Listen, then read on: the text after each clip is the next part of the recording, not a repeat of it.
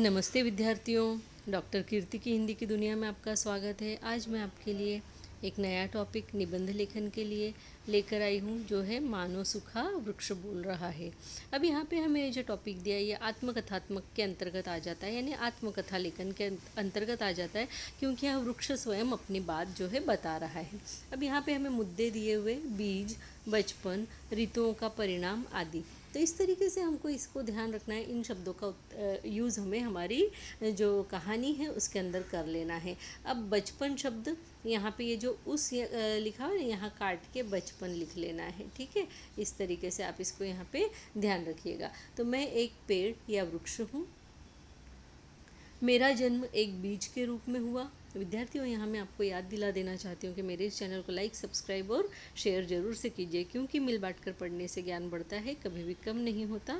इस बात को हमेशा से ध्यान में रखिए। इसी के साथ में हम आगे बढ़ते हैं। आइए।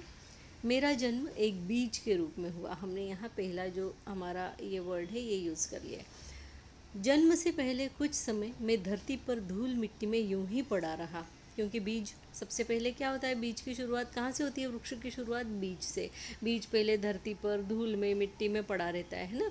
जब बारिश हुई तब मैं बीज की दीवारों को तोड़कर बाहर निकल आया, और बारिश हुई, जैसे ही मिट्टी गीली होती है तो बीजों में से जो है छोटे छोटे से पौधे नाजुक नाजुक से बाहर निकल आते हैं। बचपन में मैं, यहाँ पे बचपन में मैं है ना, बचपन में मैं बहुत नाजुक था। उसमें यहाँ पे हमने बचपन शब्द का भी यूज़ कर लिया। बचपन में मैं बहुत नाजुक था। मुझे डर लगने लगा था कि कहीं कोई पक्षी या जानवर मुझे खा न ले, परंतु समय बीतता गया और मैं बड़ा होता गया। मैं ऋतुओं के अनुसार अपने आप को ढालना सीख गया था।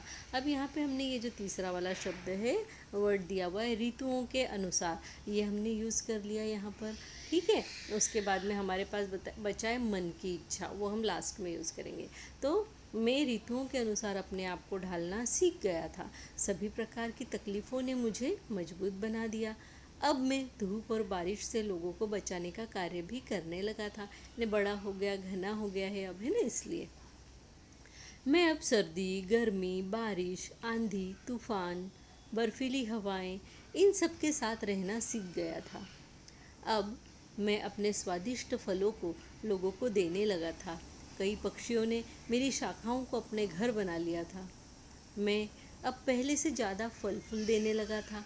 मेरी शाखाएं फैल रही थी, सुंदर और मजबूत हो रही थी, परंतु तभी कुछ लालची लोगों की नज़र मुझ पर पड़ी और मेरी मोटी मोटी टहनियों को वे काटने लगे।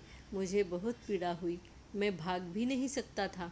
सोचने लगा, मैंने अपना सारा जीवन दूसरों की सेवा में लगा दिया। सबको फल फूल, लकड़ियाँ, छाँव, ऑक्सीजन, रहने के लिए स्थान आदि दिया। मैं सदा परोपकार करता रहा। परोपकार यानी दूसरों के लिए किए गए अच्छे कार्य, है ना, भले कार्य। परंतु उसके बदले में मुझे क्या मिला? मुझे काट काट कर लोगों ने एक सूखा ढूंढ सा बना दिया, यानी सूखा लकड़ी का ढूंढ बना दिया, है ना। मैं सूख चुका हूँ, फिर भी मुझे अपने जीवन पर बहुत गर्व है कि मैंने जीवन भर सबकी सेवा की, और अब सूखने के बाद भी मेरी लकड़ी लोगों के जलाने के काम आई। लेकिन मेरी एक इच्छा है, मैं इंसान को कुछ कहना चाहता हूँ। यानी यहाँ लिखेंगे आप, मैं इंसान से कुछ कहना चाहता हूँ। को की जगह क्या लिख लेंगे आप यहाँ पे? से, है ना। मैं इंसान से कुछ कहना चाहता हूँ। पेड़ आपको हर आवश्यकता की चीज़ के साथ ही साथ प्राणवायु भी प्रदान करता है। धरती को प्रदूषण रहित रखने में मदद करता है। मेरे बिना वातावरण जहरीली गैसों से भर जाएगा और फिर तुम्हारा भी जीवन खत्म हो जाएगा।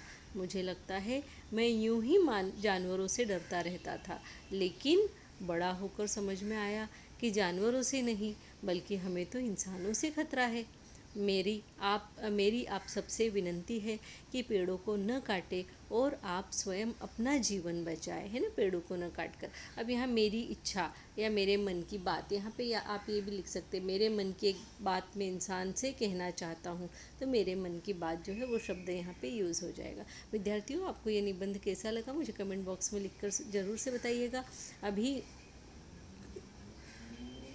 मेरे इस चैनल को देखकर लाइक कीजिए, सब्सक्राइब कीजिए और हो सके तो अपने फ्रेंड्स के साथ में शेयर भी ज़रूर से कीजिए, क्योंकि मिल बांट कर पढ़ने से ज्ञान बढ़ता है, कभी भी कम नहीं होता। इस बात को हमेशा ध्यान में रखिए। इसी के साथ में धन्यवाद, नमस्ते। मिलती हूँ आपके साथ नेक्स्ट वीडियो में।